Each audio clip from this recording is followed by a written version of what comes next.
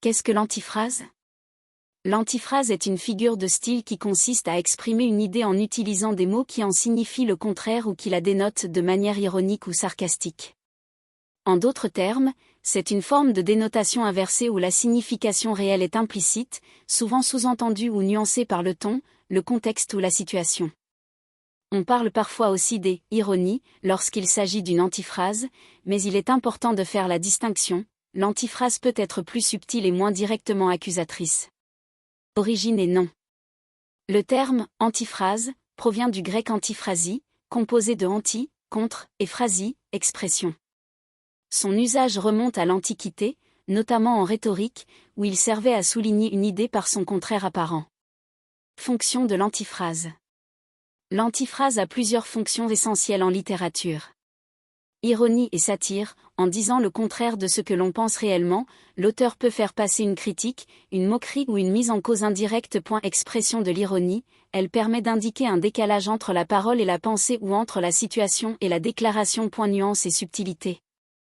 Elle donne de la profondeur au récit ou au dialogue en laissant une marge d'interprétation au lecteur. Création de personnages ou de ton, certains personnages peuvent utiliser l'antiphrase pour masquer leurs véritables sentiments ou pour montrer leur sens de l'humour ou leur cynisme. Comment utiliser l'antiphrase dans un roman? L'utilisation de l'antiphrase dans un roman doit être faite avec finesse pour que le lecteur comprenne la nuance sans être confus. Voici plusieurs pistes pour l'intégrer efficacement dans votre écriture. 1. La construction de dialogue. L'antiphrase est particulièrement efficace dans les dialogues, car elle repose souvent sur le ton, l'intonation ou la situation pour être perçue. Par exemple, un personnage peut dire « Quelle belle journée !» alors qu'il pleut à verse, pour exprimer son mécontentement ou son sarcasme. Dans la narration, vous pouvez préciser le ton ou le contexte pour renforcer la signification ironique. 2. Le contexte et la situation. L'antiphrase fonctionne mieux quand elle est soutenue par une situation ou un contexte qui permet au lecteur de comprendre l'ironie. Par exemple, si un personnage se retrouve dans une situation absurde, ses paroles peuvent être délibérément contraires à ses véritables sentiments. 3. Le ton et le style narratif. Le narrateur peut utiliser l'antiphrase pour donner du relief à la narration. Par exemple, en racontant une situation tragique de façon exagérée ou en utilisant un ton léger pour décrire quelque chose de grave, l'auteur crée une antiphrase. 4. La subtilité et la nuance. L'antiphrase doit souvent être subtile. Trop évident, il devient une simple moquerie, trop discret, il risque de passer inaperçu. La clé est donc de jouer sur la nuance, en laissant au lecteur le soin de deviner la véritable intention. 5. La différence avec l'ironie et le sarcasme. L'antiphrase est parfois confondue avec l'ironie ou le sarcasme, mais il faut distinguer. L'ironie, exprimer une idée par son contraire, souvent dans un but critique ou moqueur. Le sarcasme, une forme d'ironie plus acerbe ou mordante. L'antiphrase, peut être plus douce, implicite, ou employée dans un registre plus subtil. Exemple concret d'utilisation de l'antiphrase dans un roman. Voici quelques exemples pour illustrer comment l'antiphrase peut être intégrée dans un récit. Dialogue. Personnage A. Tu as encore oublié notre rendez-vous, bravo. En réalité, il est furieux contre l'oubli.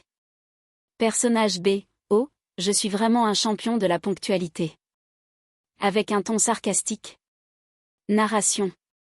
Après une tempête dévastatrice, l'auteur écrit « La douceur du temps était à couper au couteau, mais cela n'avait pas empêché certains de sortir en tome. » Antiphrase pour souligner l'absurdité ou l'ironie de la situation.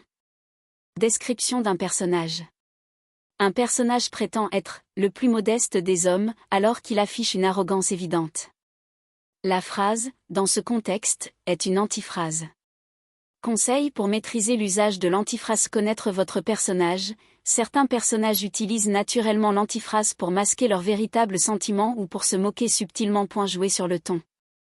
L'antiphrase est souvent audible ou perceptible par le ton de la voix ou le contexte. Utiliser la nuance, éviter de tomber dans la caricature ou la facilité, la subtilité est la clé. Varier les registres. L'antiphrase peut se marier avec d'autres figures de style ou technique narrative pour enrichir le texte. Conclusion. L'antiphrase est un outil stylistique précieux qui permet d'enrichir la narration, de donner du relief au personnage et de créer une profondeur ironique ou critique dans un roman. Son utilisation demande finesse et subtilité, car elle repose autant sur le contexte, le ton que sur la lecture attentive du lecteur. En maîtrisant cette figure de style, vous pourrez donner à votre œuvre une dimension supplémentaire, une couche de lecture qui invite à la réflexion, à l'humour ou à la critique implicite. N'hésitez pas à expérimenter en intégrant l'antiphrase dans vos dialogues, descriptions ou monologues intérieurs, afin de rendre votre écriture plus vivante et plus riche en nuances.